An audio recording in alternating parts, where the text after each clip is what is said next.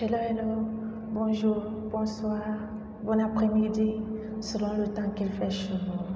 Alors pour ceux qui ne me connaissent pas, je suis la sœur Nathalie, originaire du Cameroun. Cette chaîne, parlant de cette chaîne, elle a été mise sur pied pour pouvoir exhorter, encourager et adorer selon que le Saint-Esprit nous conduira. Alors aujourd'hui, je voudrais juste apporter mon encouragement pour quelqu'un peut-être qui passe par des moments de maladie, quelqu'un qui a été diagnostiqué, peut-être par une maladie, de te souvenir du Dieu qui a créé ton corps. Dans le psaume 139, les versets 13 et verset 16 précisément, je t'encourage à lire ce psaume. Le Seigneur nous dit, il nous a créés en fait de manière si merveilleuse et il connaît toutes les parties de notre corps. Il a créé toutes ces parties. Alors ne te focalise pas sur le diagnostic que t'ont donné les docteurs, mais focalise-toi plutôt sur le créateur de ces organes génitaux ou de cette partie qui est défaillante, de cette partie qui est peut-être détruite, de cette partie où on t'a annoncé qu'il n'y a plus peut-être d'espoir. Mais avec Jésus, il y a espoir. Celui qui a créé ces organes, ne les recréera-t-il pas? T-il plus encore, si je le dirais ainsi? Alors retourne vers Dieu, retourne vers le Créateur. Peut-être, ou même tu as prié, mais tu es découragé. Je t'encourage à continuer.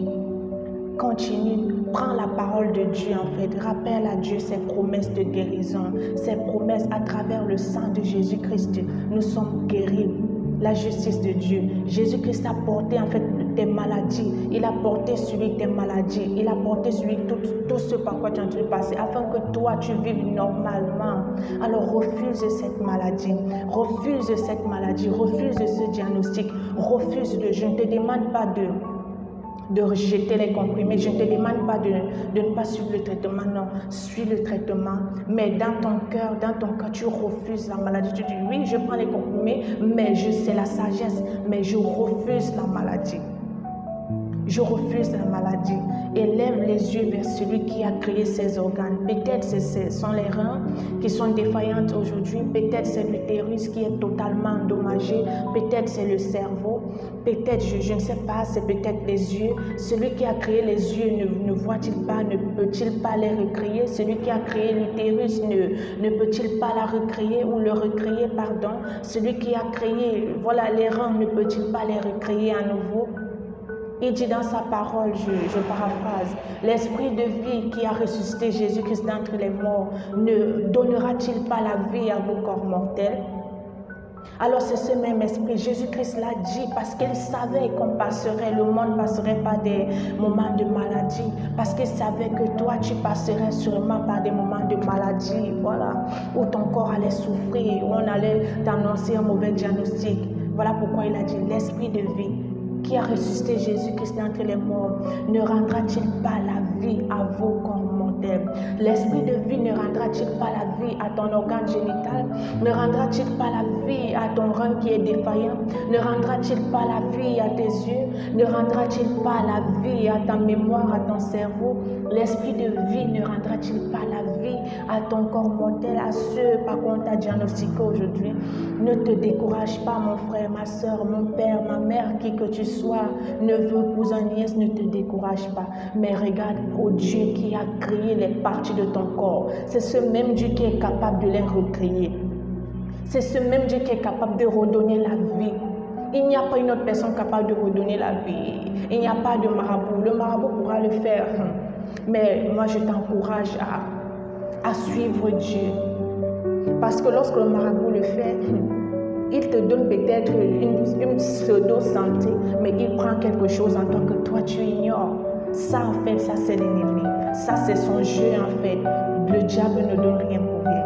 Alors fais attention s'il te plaît. Regarde plutôt à Dieu. Tu as peut-être prié, encore prié. Continue. Peut-être ta foi est mise à l'épreuve.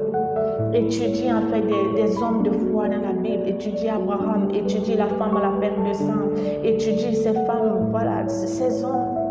Comment est-ce qu'ils sont conduits? Et je te prie à ne pas te plaindre. Dieu n'aime pas les plaindre. Le diable, à cause de la pression de la maladie, à cause de la pression. Il va te mettre la pression en fait, afin que à travers cette pression, tu puisses commencer à confesser des paroles qui ne sont pas bonnes. Tu puisses commencer à confesser des choses qui ne sont pas bonnes et qui viendront à mettre un stop peut-être au processus de guérison que le Seigneur avait commencé. Refuse. Au moment où tu es en train d'être oppressé, au moment où tu es en train d'être oppressé par la pression de la vie, la pression de la douleur de la maladie, en ce moment même, confesse la parole de Dieu. Je suis guéri. L'esprit de vie qui a ressuscité Jésus-Christ d'entre les morts est ce même esprit qui redonne la vie à mon corps mortel. À chaque fois que tu es sous pression, confesse, choisis, parce que oui, tu as la capacité. Choisis de confesser la parole de Dieu. Choisis de confesser que c'est Jésus-Christ qui est mort à la croix pour toi.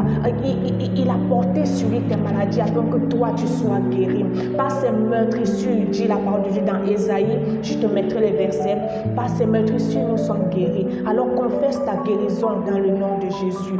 Confesse la guérison de Dieu. Confesse ta guérison. Jésus-Christ a déjà donné la guérison. C'est à toi de la prendre par la prière, par la confession. Ne te laisse pas abattre, mon frère. Ne te laisse pas abattre, ma soeur. S'il te plaît, relève-toi.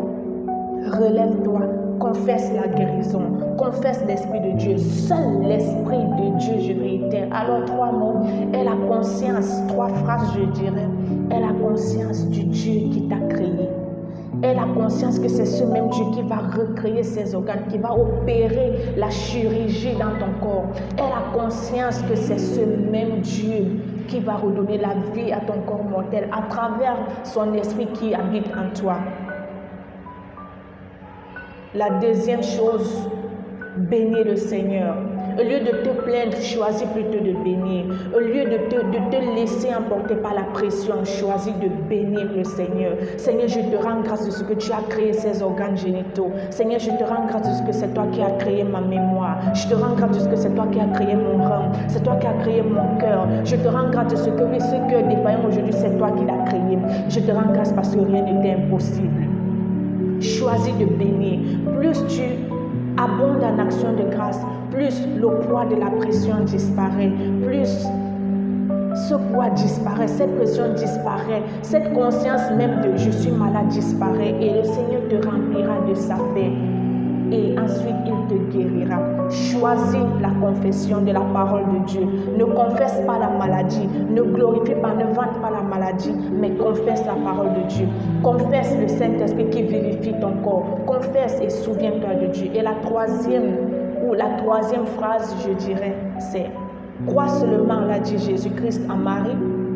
Ne t'ai-je pas dit, crois seulement et tu verras la gloire de Dieu. Alors aujourd'hui, le Seigneur te dit encore, crois seulement et tu verras la gloire de Dieu. Crois seulement. 1. Aie la conscience de la présence de Dieu. Aie la conscience de cette présence de Dieu qui a créé tes organes. Et souviens-toi que ce Dieu qui a créé ces organes va les recréer encore. 2.